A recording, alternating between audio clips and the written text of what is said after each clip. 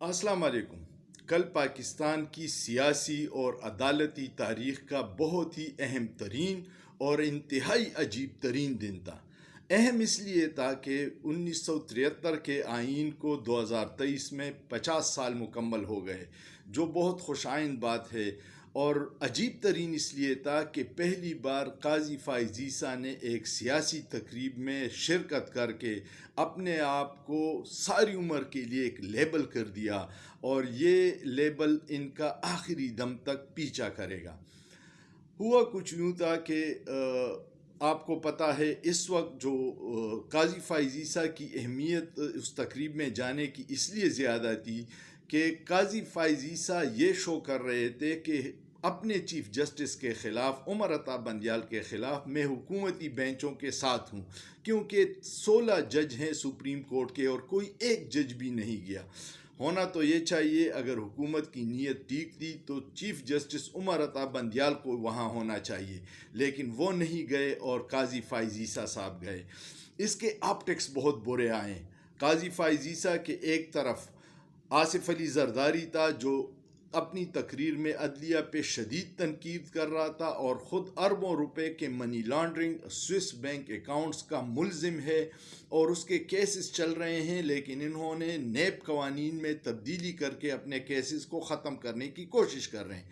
اور دوسری طرف اسحاق ڈار بیٹھا ہوا تھا، وہ اسحاق ڈار جس کو قاضی فائز عیسیٰ نے حدیبیہ پیپر مل میں صاف بچایا تھا۔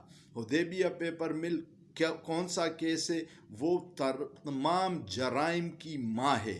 وہ ایسا کیس ہے جس میں ایفیڈیوٹ اسحاق ڈار نے جنرل مشرف کو لکھ کے دیا تھا، بغیر کسی تشدد کے، اپنی مرضی سے، کیونکہ نواز شریف ڈیل کر کے سعودیہ چلے گئے تھے اور پیچھے ان سب کو چھوڑ دیا تھا۔ تو اس نے وہ پوری ڈیٹیل لکھی تھی کہ کس طرح ہم نے قاضی فیملی کے لندن میں جعلی اکاؤنٹ بنائے تھے، فارن اکاؤنٹس، اور اس کے ذریعے منی لانڈرنگ کر کے ایون فیلڈ کے نواز شریف کے فلیٹ خریدے تھے۔ اس کیس کو قاضی فائز عیسیٰ نے ختم کیا ہے، اور یہ بھی پابندی لگائی ہے کہ جو کوئی اس پہ میڈیا پہ بات کرے گا وہ توہین عدالت کا مرتکب ہوگا۔ یہ وہی قاضی فائز عیسیٰ ہے جو میڈیا کی آزادی کی بڑا چیمپئن بننے کی کوشش کرتا ہے۔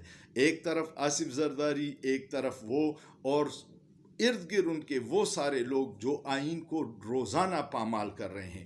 قاضی فائز عیسیٰ کے نکلنے کے بعد اس سے صحافیوں نے بڑا پوچھا کہ جی 90 دن کے الیکشن کے بارے میں آپ کا کیا خیال ہے، لیکن ان کے پاس کوئی جواب نہیں تھا، اور وہ خود دل میں بڑے شرمندہ تھے، کیونکہ ارد گرد دیکھ کے وہ پھر بار بار تقریر میں کہہ رہے تھے کہ میرا سیاست سے کوئی تعلق نہیں ہے، اور میں سیاست، یہ جو تقریریں ہو رہی ہیں اس سے میرا کوئی تعلق نہیں ہے۔ نہیں قاضی صاحب، آپ نے ایک کلیئر پوزیشن لی ہے۔ قاضی صاحب، اگر آپ میں اخلاقی جرت ہو تو میری تو چھوٹی منہ بڑی بات ہوگی، لیکن اب آپ کو ریزائن کرنا چاہیے۔ آپ کے سارے فیصلوں میں یہ جھلک آئے گی، اور بدقسمتی دیکھیے کہ جتنے لفافہ صحافی اور چینل تھے، 2-3 کو چھوڑ کے جنہوں نے بے غیرتی کے حد تک قاضی فائز عیسیٰ کا دفاع کیا، کوئی اور اس ایکٹ کا دفاع کرنے کے لیے تیار نہیں تھا۔ اور یہ ایسی شرمندگی ہے جو قاضی فائز عیسیٰ کو ساری عمر ستائے گی۔ حکومت ایک پلان کر رہی تھی کہ ہم سپریم کورٹ کو یہ پیغام دینا چاہتے ہیں کہ اگر آپ نے ہمارے خلاف فیصلہ کیا تو ہم سپریم کورٹ میں اپنا گروپ بنا کے آپ کے خلاف کریں گے، اور قاضی صاحب ہمارے ساتھ کھڑے ہیں۔ لیکن ایک منصوبہ ساز اللہ ہے، اور وہ بہترین منصوبہ ساز ہے۔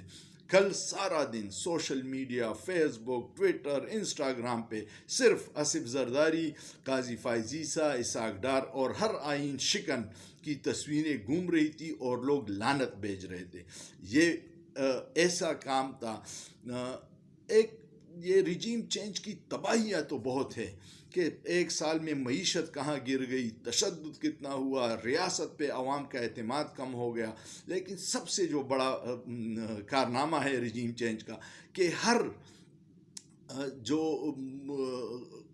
ہر وہ بندہ جو پاکستان کے مفادات کے خلاف ہے وہ ننگا ہو رہا ہے، عوام کے سامنے آ رہا ہے، اور عوام کو سمجھ آ رہی ہے کہ 75 سال میں ہمارا جو تباہی ہے کے ذمہ دار ہیں وہ سارے مافیا کا گٹھ جوڑ ہے، جن کی وجہ سے ہم اس حال میں پہنچے۔